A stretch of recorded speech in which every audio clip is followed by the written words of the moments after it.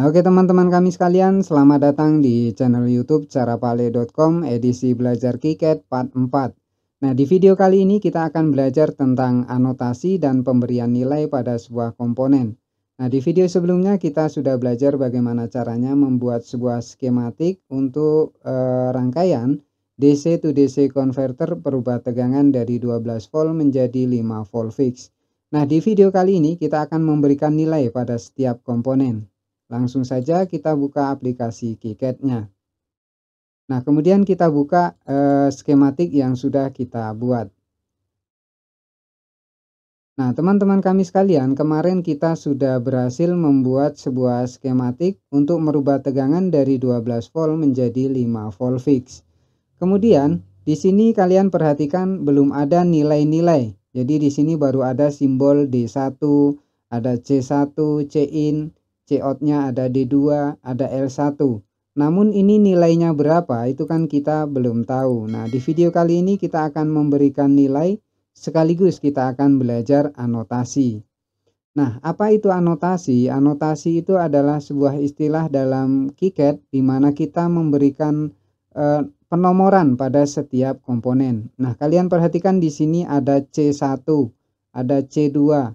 Kalau kita tambahkan nanti kapasitor satu lagi, dia akan menjadi C3. Nah, kemudian pada pertengahan desain, ternyata C1-nya kita tidak pakai. Nah, C1 kita delete. Lantas kemudian ada C2, ada C3. Misalnya seperti itu ya. C1-nya mana? C1-nya tidak ada. Bagaimana mungkin dia langsung ke C2? Sedangkan C1 itu sudah di delete. Maka ini harus diatur ulang. Jadi diatur ulang supaya nomornya itu kembali ke tahap awal lagi.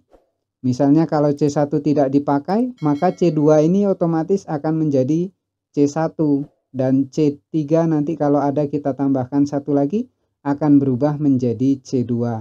Itu salah satu fungsi dari anotasi. Jadi anotasi itu sama seperti penomoran secara urut. Nah, kita ambil contoh, kita masukkan polarized. Maka kan otomatis dia ambil jadi C3. Nah, kita taruh di sini misalnya ya. Kemudian tiba-tiba C2 ini kita hapus. Nah, pada saat proses anotasi yang C3 ini dia akan merubah menjadi C2. Kita ambil contoh annotation. Nah, di sini kan dari C3 ke C2. Nah, itulah salah satu fungsi anotasi. Dia akan mengurutkan mana yang dihapus, dia akan hilang. Kemudian yang tadinya C3 ini akan berubah menjadi C2. Nah, itu salah satu fungsi dari anotasi ya. Jadi untuk anotasi ini adalah pekerjaan yang wajib ketika kalian membuat sebuah desain PCB. Oke, langsung saja. Untuk menjalankan proses anotasi ini ada dua cara yang bisa kalian lakukan. Yang pertama, kalian bisa pergi ke tool, kemudian pilih anotasi skematik. Atau dari sini kalian bisa langsung ke atas, klik di sini anotasi skematik. Muncul kotak dialog seperti ini. Nah, di kotak dialog anotasi ini, anotasi skematik, ada dua hal yang perlu kalian perhatikan. Di sini keep existing annotation. Ini maksudnya adalah mempertahankan anotasi yang sudah ada. Jadi dia tidak akan merubah apa-apa. Jadi ketika kalian masukkan sebuah induktor seperti itu, anotasinya itu ya seperti itu. Nanti kalau kalian delete kemudian kalian masukkan lagi, dia tidak akan mengurutkan. Nah, seperti itu. Sedangkan kalau yang reset existing annotation, dia akan mengurutkan dari awal.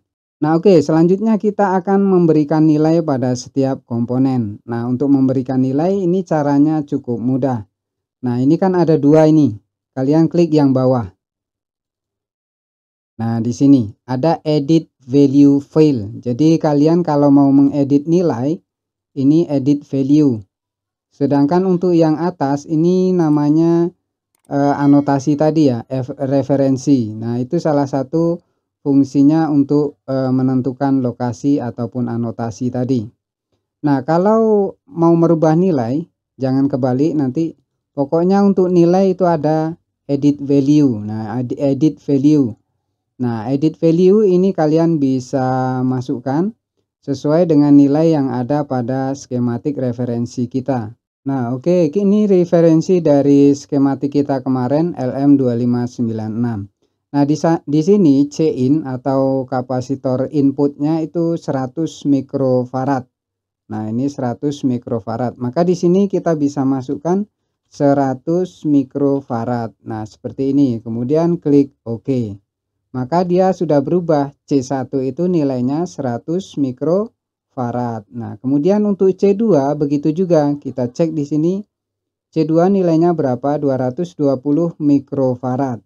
Nah, untuk merubah nilainya ini, klik yang bawah. Ini untuk value, ini untuk penamaan atau tadi anotasi tadi ya.